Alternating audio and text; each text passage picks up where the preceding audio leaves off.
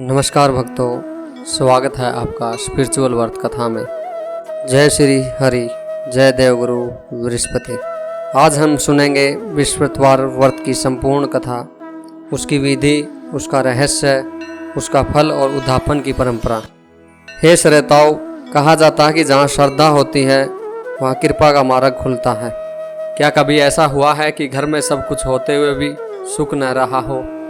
क्या कभी ऐसा लगा है कि धन है लेकिन शांति नहीं? आज की कथा केवल एक व्रत की कथा नहीं, यहाँ श्रद्धा, दान, अहंकार, कठिनाई और परिवर्तन की यात्रा है। आज सुनिए बृहस्पतिवार व्रत की संपूर्ण पौराणिक कथा। ओम श्री गणेशाय नमः, ओम नमो भगवते वासुदेवाय, ओम श्री बृहस्पति देवाय नमः। आइए कथा प्रारंभ करते हैं। बहुत प्राचीन समय की बात है। भारतवर्ष में एक महान राजा राज्य करता था। उसका राज्य समृद्ध था, खेत लहलहाते थे, प्रजा प्रसन्न थी, नगरों में उत्सव होते थे। राजा प्रतिदिन प्रातः उठता, स्नान करता, मंदिर जाता और फिर गरीबों, ब्राह्मणों और जरूरतमंदों की सहायता करता। राजा का वैभव तभी सार्थक है जब उसे किसी का भला हो। राजन की जय हो। महल के भीतर एक ऐसा मन था जो इन सबसे प्रसन्न नहीं था। वह थी रानी। रानी सोचती, इतना धन कमाया जाता है, फिर दान क्यों? हर दिन कुछ न कुछ बांट दिया जाता है। दासी बोली, महारानी, महाराज तो धर्म का पालन करते हैं। रानी ने कहा, धर्म ठीक है, पर इतना दान क्यों? धीरे धीरे रानी के मन में असंतोष बढ़ गया। एक दिन राजा शिकार के लिए वन चले गए। महल में केवल रानी और दासी थी। उसी समय महल के द्वार पर एक वृद्ध साधु पहुँचे। साधु, देवी भिक्षा दो। रानी बाहर आई। रानी, भिक्षा से पहले मेरी बात सुनो। कोई ऐसा उपाय बताओ कि यह धन समाप्त हो जाए। दासी चौंक गई। साधु ने गंभीर दृष्टि से रानी को देखा और कहा, देवी, धन का उपयोग सेवा में करो, प्यासों के लिए जल, जरूरतमंदों की सहायता करो। पर रानी नहीं मानी। साधु कुछ क्षण मौन रहे और फिर बोले, जैसी तुम्हारी इच्छा हो। समय बीतने लगा और धीरे धीरे राजमहल का वैभव कम होने लगा। खजाने खाली होने लगे। महल का उत्सव समाप्त होने लगा। रानी पहले चकित हुई, फिर चिंतित हुई और भयभीत हुई। कुछ ही समय बाद स्थिति इतनी बदल गई कि राजा और रानी कठिन दिनों का सामना करने लगे। राजा ने कहा, अब मुझे बाहर जाना होगा, मैं परिश्रम करूंगा। रानी मौन रही। राजा राज्य छोड़कर दूसरे प्रदेश की ओर चल पड़ा। दिन बीते, राजा जंगल में लकड़ी काटने लगा और उन्हें बेचकर जीवन चलाने लगा। लेकिन उसके मन में एक ही प्रश्न था, यह सब कैसे हो गया?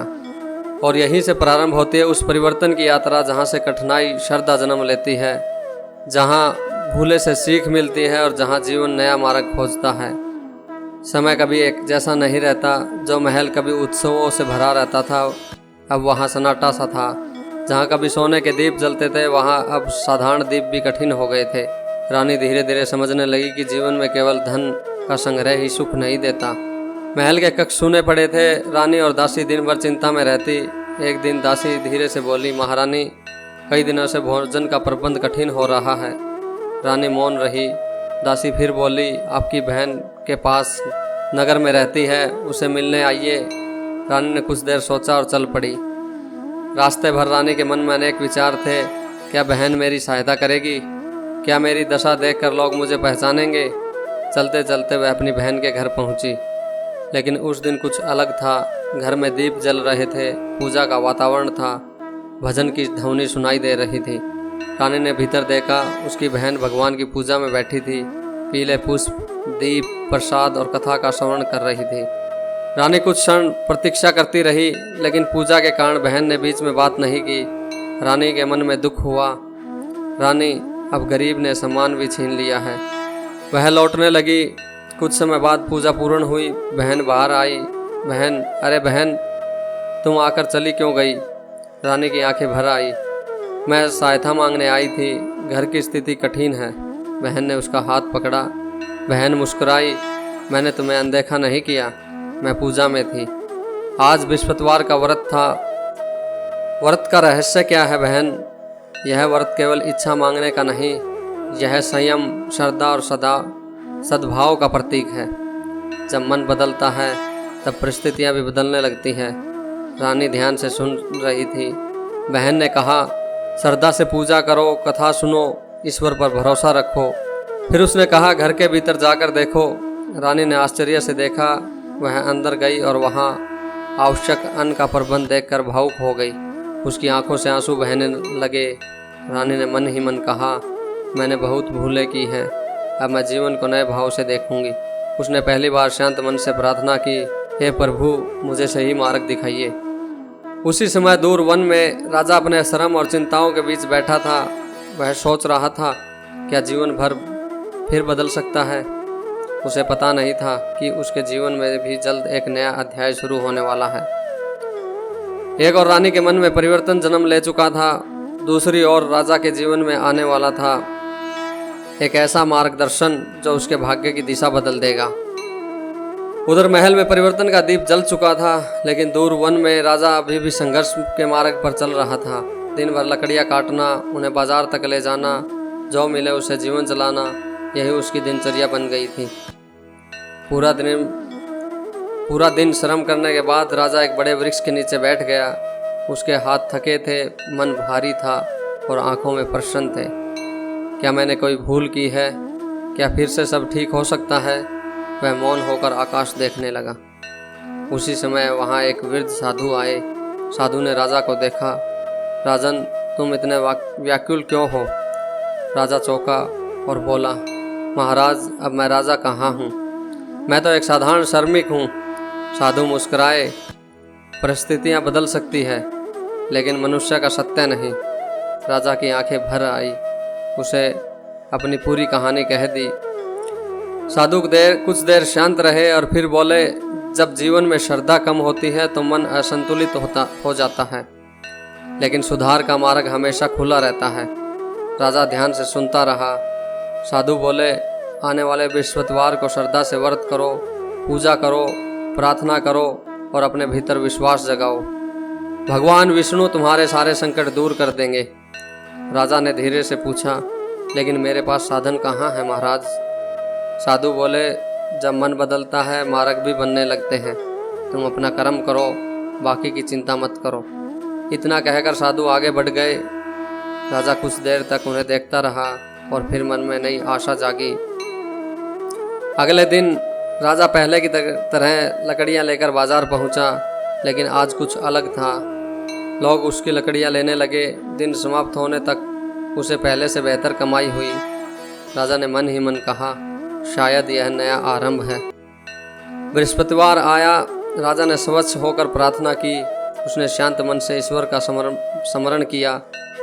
कोई बड़ा आयोजन नहीं, कोई वैभव नहीं, केवल श्रद्धा। राजा ने कहा, हे प्रभु, मुझे सही बुद्धि और धैर्य दीजिए। उसने कथा सुनी और प्रार्थना की और मन में कृतज्ञता रखी। दिन बीतने लगे। राजा का मन पहले से स्थिर होने लगा। काम में एकाग्रता बढ़ी। लोग उसे सम्मान देने लगे। धीरे धीरे जीवन में सुधार आने लगा। राजा समझ गया, व्रत केवल भोजन छोड़ने का नाम नहीं, समय को बदलने का अभ्यास है। जब मन में विश्वास लौटता है तो कठिन रास्ते भी आसान लगने लगते हैं। लेकिन कहानी अभी पूरी नहीं हुई, क्योंकि आगे आने वाला है एक ऐसा प्रसंग जो राजा की परीक्षा फिर लेने वाला है। समय आगे बढ़ा। राजा ने श्रम जारी रखा। उसका मन अब पहले जैसा बेचैन नहीं था। उसने सीखा धैर्य रखना, कर्म करना और कृतज्ञ रहना। धीरे धीरे उसके दिन बदलने लगे। राजा का काम चल निकला। लोग उसकी ईमानदारी की प्रशंसा करने लगे। जहाँ पहले मुश्किल से दिन निकलता था, अब थोड़ा संभल मिलने लगा। राजा सोचता है, कठिन समय ने मुझे बहुत कुछ सिखाया है, लेकिन मनुष्य का सबसे कठिन समय केवल अभाव नहीं होता, कभी कभी समृद्धि के साथ भी परीक्षा आती है।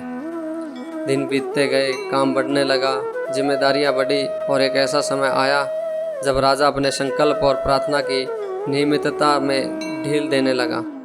वह बुरा नहीं हुआ, लेकिन व्यस्त हो गया। उसने सोचा, अगले सप्ताह कर लूँगा, आज बहुत काम है। धीरे धीरे उसका मन फिर बाहरी वस्तुओं में उलझ गया और वह बृहस्पतिवार के व्रत को भूलने लगा और आगे टालने लगा। उसी नगर में एक बड़ा आयोजन होने वाला था। राजा को भी आमंत्रण मिला। वहाँ अनेक अतिथि आए हुए थे। भोजन, सभा, आदर सब कुछ व्यवस्थित था। कार्यक्रम समाप्त होने लगा। उसे विश्राम के लिए कक्ष में बैठाया गया। कुछ समय बाद महल में हलचल मच गई। एक मूल्यवान हार दिखाई नहीं दे रहा था। लोग खोजने लगे। संयोग ऐसे बना कि जिस कक्ष में राजा बैठा था संदेह उसी पर चला गया। राजा चकित रह गया और राजा ने कहा कि मैं निर्दोष हूँ, लेकिन परिस्थिति उसके पक्ष में नहीं थी। उसे रोक लिया गया, उसे कारागार में बंद कर दिया गया। राजा शांत बैठा था। उसने सोचा, जब मैंने कुछ गलत नहीं किया तो यह क्यों हुआ। उसके मन में दुख था, लेकिन इस बार एक अंतर था। पहले वह केवल परेशान होता था, अब वह विचार कर रहा था। उसे याद आया कि वह अपने संकल्पों से दूर हो गया है और उसने आंखें बंद की। राजा बोला, हे प्रभु, यदि मुझसे कोई भूल हुई है तो मुझे माफ़ कीजिए, मुझे सही मार्ग दिखाइए। उसने शिकायत नहीं की, उसने प्रार्थना की। धीरे धीरे उसके भीतर शांति आने लगी। रात बीत गई, सुबह हुई। स्थिति की फिर से जांच की गई तो जो भ्रम और संदेह बना था वह दूर होने लगा। लोगों को समझ आने लगा निर्णय जल्दबाजी में लिया गया था। राजा निर्दोष था। उसे क्षमा मांगी गई, उसे सम्मानपूर्वक विदा किया गया। राजा ने सोचा, जीवन में परीक्षा केवल दुख नहीं, कभी कभी सम्मान और सुविधा भी मन को भटका देती है। उसने निश्चय किया कि अब वह श्रद्धा, कर्म और संतुलन को साथ लेकर चलेगा। जब मनुष्य कठिन समय में टूटता नहीं और अच्छे समय में भूलता नहीं, तब जीवन में स्थिरता आती है। लेकिन कहानी का सबसे सुंदर भाग अभी बाकी है। घर वापसी, परिवर्तन और सुख अंत। कभी कभी जीवन हमें वहाँ वापस लाता है जहाँ हमें सीख शुरू की थी, लेकिन लौटते समय हम वही व्यक्ति नहीं रहते। राजा भी अब बदल चुका था। उसने कठिनाई देखी थी, प्रतीक्षा देखी थी और भीतर की शांति का महत्व समझा था। राजा अपने नगर की ओर लौट रहा था। हर कदम के साथ उसके मन में प्रश्न था, महल कैसा होगा, रानी कैसी होगी। जब वह नगर के निकट पहुंचा तो उसने देखा वही गलियां, वही लोग, लेकिन वातावरण पहले से शांत था। राजा महल पहुंचा। महल में प्रवेश करते ही राजा ठहर गया। रानी पूजा स्थान पर बैठी थी। चेहरे पर पहले जैसा अभिमान नहीं बल्कि शांति थी। उसने राजा को देखा और तुरंत खड़ी हो गई। रानी की आंखों में आंसू आ गए। और रानी, मैंने जीवन को देर से समझा। मैंने सोचा था धन ही सब कुछ है, लेकिन श्रद्धा, सेवा और संतुलन का महत्व अब समझ आया। राजा मुस्कुराया और कहा, हम दोनों ने सीखा है, अब आगे का जीवन समझदारी से जिएंगे। महल में फिर से व्यवस्था होने लगी, लेकिन इस बार एक अंतर था। अब दान दिखावे के लिए नहीं, पूजा भय के लिए नहीं, बल्कि कृतज्ञता के लिए होने लगी थी। राजा और रानी ने निश्चय किया, हर बृहस्पतिवार संयम, प्रार्थना और सेवा का दिन होगा। और उन्होंने कहा, यदि श्रद्धा से व्रत करना चाहे तो परंपरा अनुसार सुबह स्नान करे, स्वच्छ पीले वस्त्र पहने, पूजा स्थान तैयार करे, दीप प्रज्वलित करे और भगवान विष्णु का ध्यान करे। श्रद्धा से कथा सुने, सात्विक भोजन करे और सामर्थ्य अनुसार दान करे। ध्यान रखे, व्रत का मूल भाव केवल नियम नहीं बल्कि संयम और सद्भाव है। तो भक्तों, इसी प्रकार राजा और रानी को अपनी भूल समझ में आ गई और भगवान ने उनको सही मार्ग दिखाया और राजा को वापस अपना राजमहल मिल गया, राज्य मिल गया और सुख समृद्धि आ गई। तो इस प्रकार से जो भी बृहस्पतिवार के दिन इस व्रत को श्रद्धा से करता है, उसके संपूर्ण कार्य संभव हो जाते हैं, सारे संकल्प पूरे हो जाते हैं। आइए जानते हैं उद्यापन की विधि। जब संकल्प पूरे हो जाएं तो परिवार सहित प्रार्थना करें, कथा का पाठ करें, प्रसाद बांटे और ज़रूरतमंदों की सहायता करें। भगवान इससे बहुत खुश होते हैं और भगवान विष्णु आशीर्वाद देते हैं। उसके घर में लक्ष्मी का वास होता है। आइए इस कथा से हम शिक्षा लेते हैं। इस कथा का संदेश यह नहीं कि केवल सुख केवल धन से आता है और यह भी नहीं कि कठिनाई केवल भाग्य से आती है। यह कथा याद दिलाती है कि जीवन में श्रद्धा, कर्म हो, विनम्रता हो तो सुधार की इच्छा हो तो परिवर्तन संभव है। यही कथा आपको दोस्तों, यदि यह कथा आपको अच्छी लगी है तो अपने घर में प्रेम, सेवा और सम्मान बनाए रखें और इस कथा का श्रवण करें और भगवान विष्णु का ध्यान करें। आपके जीवन में सभी कुछ मंगल होगा, सद्बुद्धि होगी, शांति बनी रहेगी। ओम श्री बृहस्पति देवाय नमः। कथा पूर्ण हुई। हरि ओम। धन्यवाद।